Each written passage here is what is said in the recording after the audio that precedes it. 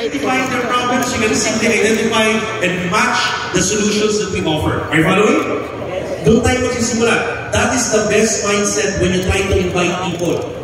Marami sa atin pa nag-imbita, sinasabi natin yung gusto natin sabihin, hindi yung kailangan marinig ng kausap natin. Hello? When you do that, you are actually talking out of six. Ang identify mo na, ano ba yung kailangan marinig ng kausap, hindi yung basta kung yung gusto mo sabihin. Are you following? So by identifying that, ang unang mindset na kailangan natin, pakisabi nga, consultant's mindset. Consultant's mindset. Best example ng mga malulupit na salesman, malulupit na consultant. Ayan, kanina lang po, niresetahan po ako ni Dr. Bruce Pelena, our medical consultant, palakpakan naman po natin. Dr. Bruce here. Minum ko, thank you sa reseta kanina. What do you mean by that? Pag ikaw pumasok sa klinik ng doktor, ano bang unang ginagawa ng doktor? Pagpasok mo, sasabihin mo ng doktor, ito, amigo, may magandang bagong gamot ako para sa'yo.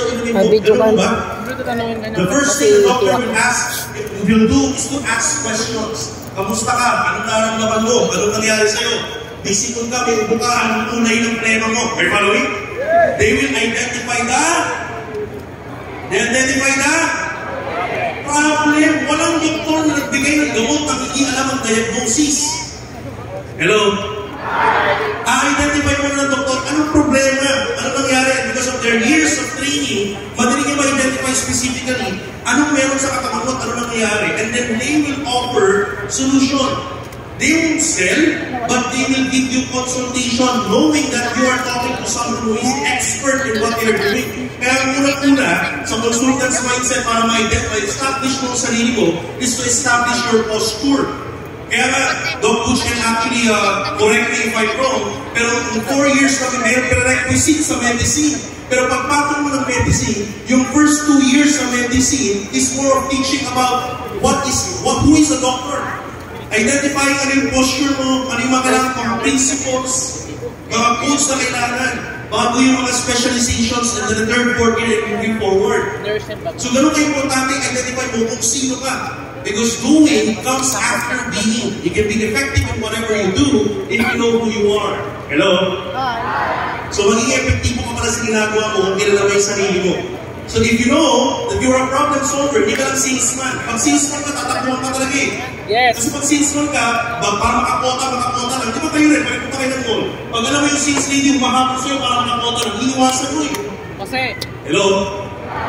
Pero pag alam mo yung sales lady nandyan para tulungan ka, ma-identify kung ano yung kailangan mo, patulungan kang mahanap yung kailangan mong produkto, ikaw ba'y nalapit sa sales lady? Ganun din dito. If you have established your posture and you know who you are, if you believe what you are doing and your solutions, ang tao ang lalapit sa iyo. Hello? I get my point? Now, the second thing you need to do is to be authentically curious. Kailangan curious tayo sa mga pag-usap natin. Ang problema ng iba, hindi ka na nagiging curious kasi excited ka din sa 1.5 at sa 1.8. Hello? So hindi na authentic yung pagiging curious mo dun sa tao. I'm telling you, all of us are born selfish. Hello? Ang gusto natin pag-usapan lagi yung sarili natin. So ibig sabihin, kung ganun tayo lahat humanly, yun is our human instinct, yung prospect mo, ganun din. Ang gusto niya pag-usapan, hindi ikaw. Ang gusto niya pag-usapan, siya. So ibigay natin sa kliyente natin. Hello? So you need to be authentically curious to them. Diba? Kaya sa mga lalaking single dyan, yan ang pinaka-important technique kung gusto mo maging successful ang punang-punang date mo sa girlfriend mo. Hello? Pagsalitain mo siya ng pagsalita eh. Be authentically curious. Alright? What else? Find the why and ask the right questions. Like I told you a while ago, consultant, diba? Unang tatanungin, tanong, anong pakiramdam, kamusta ka, anong problema? Okay? So the goal, the mindset is to make a friend. Find the pain, find the problem, and identify specific problems and needs. Now, pag nagkakwentuhan, di ba pag dalawang kaibigan, pagka-chat, OFW, or even offline, face-to-face, nagkakwentuhan kayo, nagkakashare kayo ng mga problema. Hello? And if you want one powerful tip, if you want your friend to be vulnerable to you, you first open yourself to vulnerability. Hello? Subukan mo ikaw unang mag-open. Tingnan mo, pag-open mo, pag-share mo ng problema mo, mag-share siya back ng problema niya. Hello? Now, hindi po kasalanan mag-usap ng problema, basta po natin ang mindset natin how to solve it. I get my point? And of course, Focus on the immediate need. Ang pag-uusapan natin, kwento ng maraming problema. Ang pag-usapan ng immediate na kailangan, yung kagalang isolve natin. Huwag muna yung mga long-term. Are you following? Yes.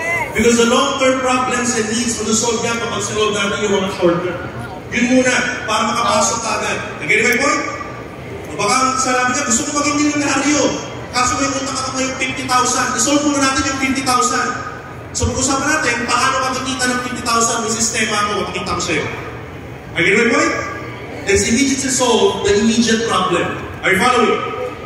And I'm telling you, if you follow this mindset, you will be very effective. Kaya na marami, pagpasok sa clinic ng doktor, paglabas, kahit walang tira, gagawin ang lahat na binilang yung reseta ng doktor. Totoo yan, totoo yan.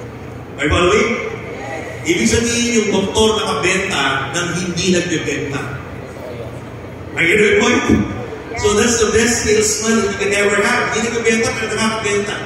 Consultant's mindset. Ready na ba ang Metro Manila maging consultant ng lahat ng nakilala at prospect nyo dito sa Metro Manila? Are you ready?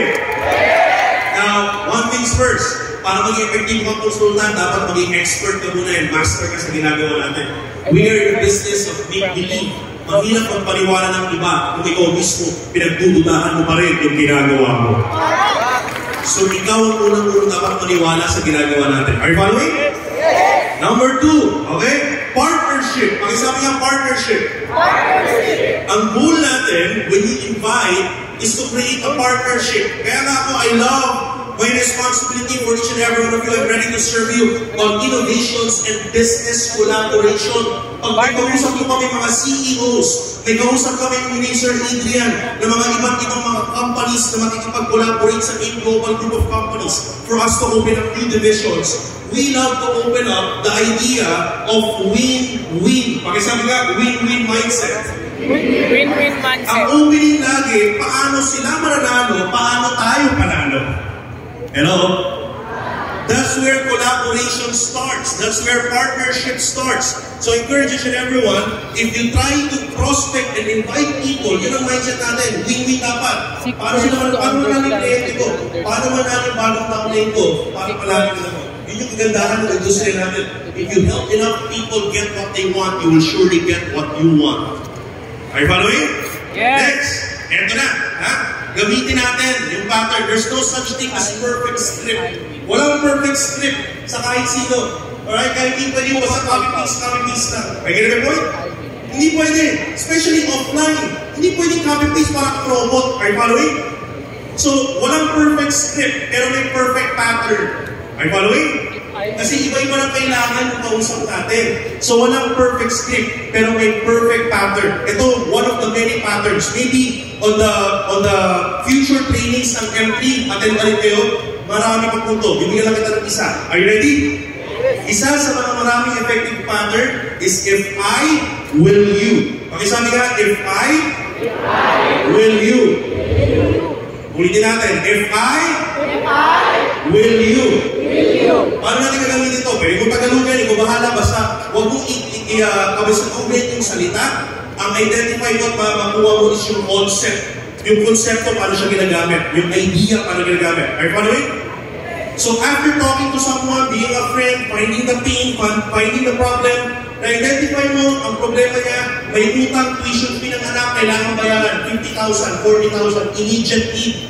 Magpapasok ka na, wala pang uniforme, wala pang pambaon, kailangan ng first 50,000. So now that they've identified the problem, use the pattern. Pare, alam mo, I feel you.